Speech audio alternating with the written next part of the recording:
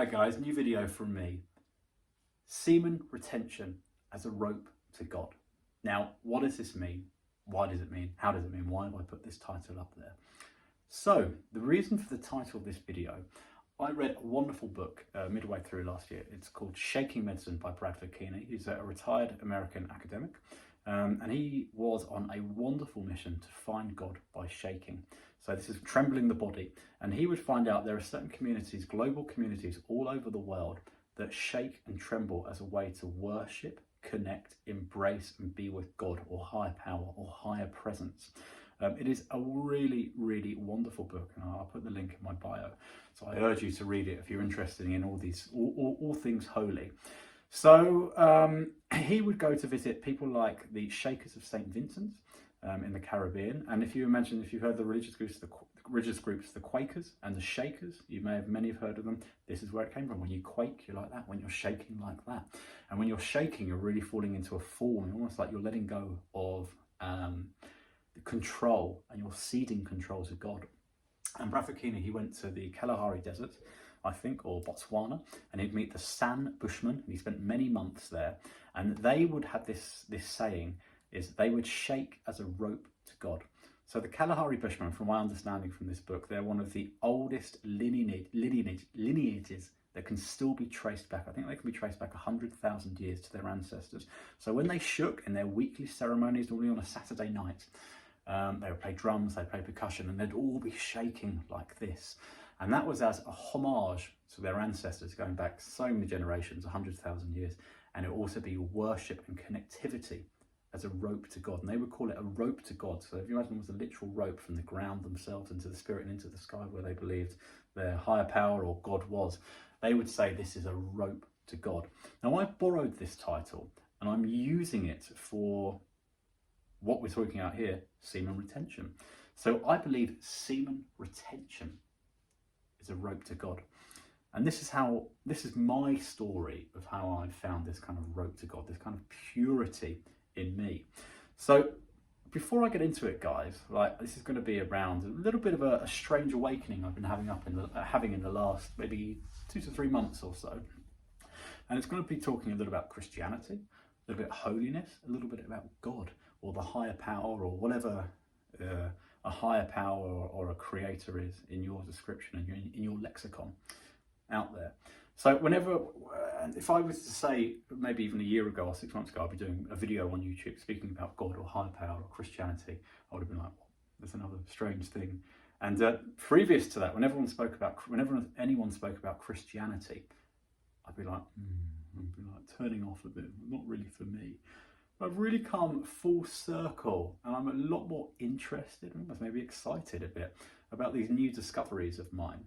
So, as many people have seen, all the other gurus out there, I'm not a guru at all, I'm a mere humble man trying to explain my way on the evolution path, but the people that have been doing this many years, especially this guy Cohen Blom, a wonderful Dutchman who does these videos, and Yash Beyond the Alchemy, they all speak of grace, and they all speak of God, and they all speak of connection to God.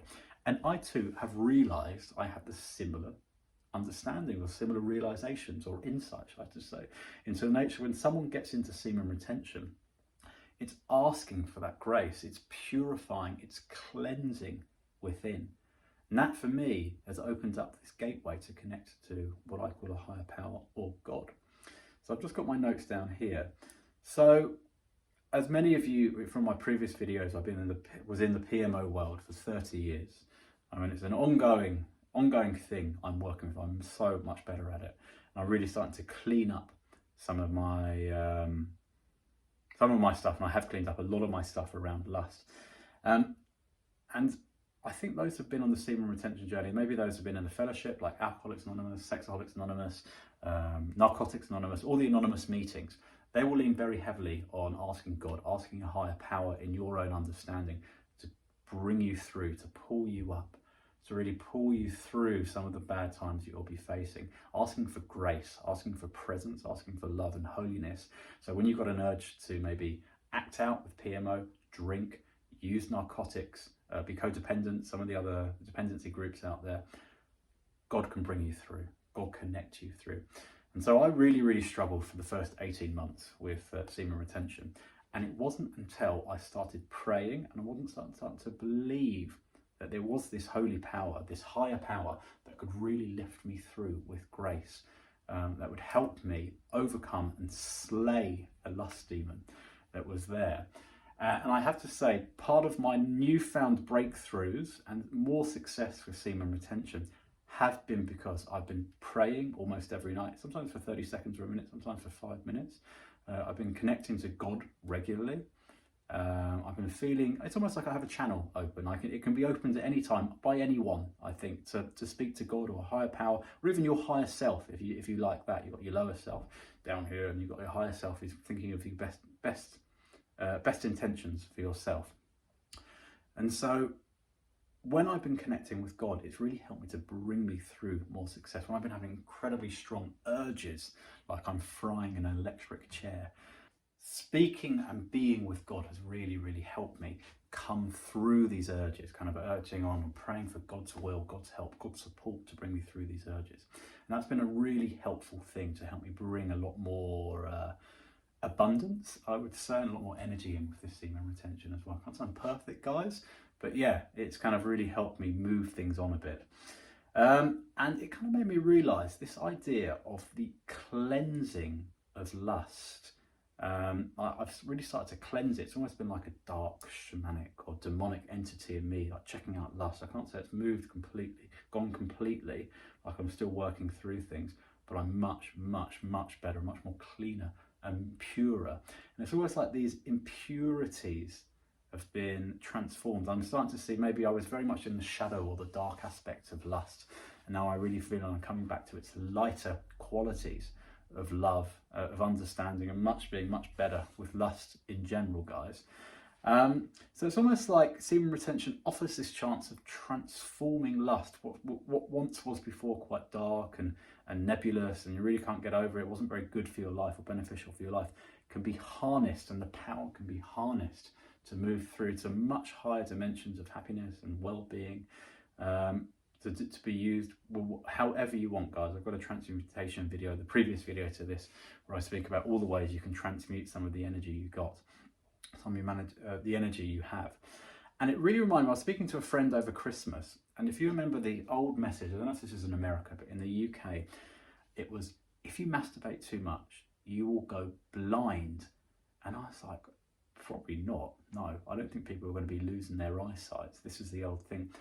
And then I remembered, and I've kind of had this realization in the last few weeks, they weren't talking about literally blind. You weren't going to lose your eyesight like that and be blind. You were talking about being metaphorically blind to God. Like when you masturbate too much, you're erasing that lineage, that rope to God, because you're masturbating so much. You're in like, you're all doing that all the time. You've got no energy. You've got no good feeling in you. You've got no resilience in you. You're tired all the time. All the prolactin is going everywhere. You feel sleepy all the time. When you hold your semen, when you do semen retention, you are actively opening up the energetic channels in your body. You're feeling more energy come through. You're feeling more vibrant, more vivacious, more in touch, more verve with life, more power to do stuff. And more power to connect with God as well, to give thanks, to give appreciation for whatever we have here and being on this earth. And I'll finish this video. It's really kind of led me into a lot more interesting topic.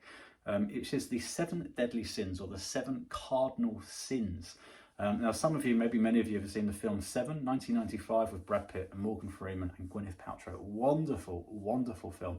If you have not seen it, I urge you to check it out. The main narrative thrust through the film is that there are 7 deadly sins, and there is a serial killer loose who wants to tell or paint a picture to society on how abundant these 7 deadly sins are in society.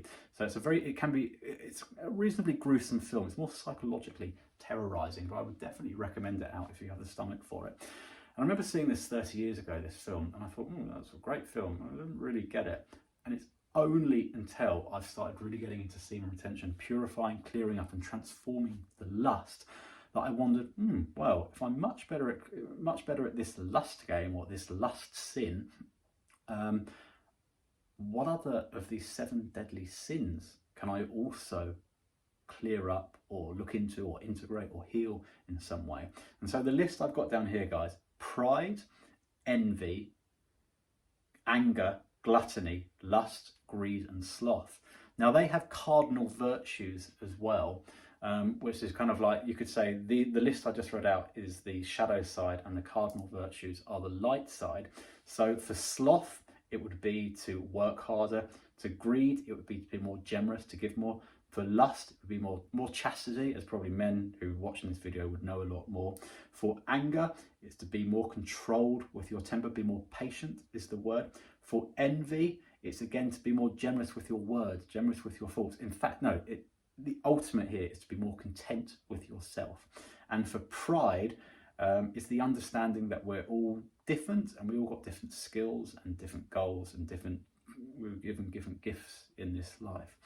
So it's really interesting the way it's kind of opened up for me, this kind of feeling to God, and this noticing, as I've mentioned in another video, how kind of upside down society is at the minute. I mean, lust is celebrated, greed is celebrated, you know, just look at Wall Street, the film. Anger, you know, it's kind of celebrated. Pride, I've got a really good life. You know, it's all these 7 deadly sins, they live deep within us. They're almost celebrated by society. Most of them are celebrated in society, or at least accepted. And it's like, how have we got to this as a society, as a people? You know, these are people that have come through the semen retention journey, the lust journey. They will know that lust has got them into problems, and you can, if you manage and control your sexual and harness your sexual energies, you can really come to a much healthier and happier place with the lust game.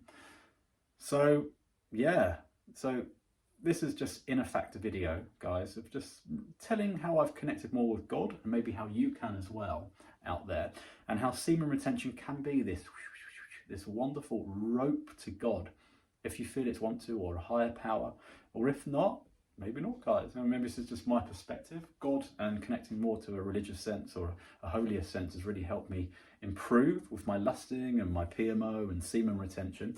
And maybe it's not for everyone. Who knows, really? I'd love to hear more of your comments below. So thank you, men. A couple of recommendations on this. So the film Seven, as I mentioned before. There's also a great book I read over Christmas called Graham Tomlin's The 7 Deadly Sins. He is a Church of England, I want to say bishop, but it's a very, very frank, interesting, and I would say contemporary look at the 7 deadly sins. He writes in a really, really lovely way, very simple way to understand more of these sins. And Bradford Keeney's book, Shaking Medicine, wonderful book, one of the best books I read last year. Would also put that in the links below. Okay, men, thank you for listening. Stay tuned for more videos, and see you soon. Bye, bye, bye.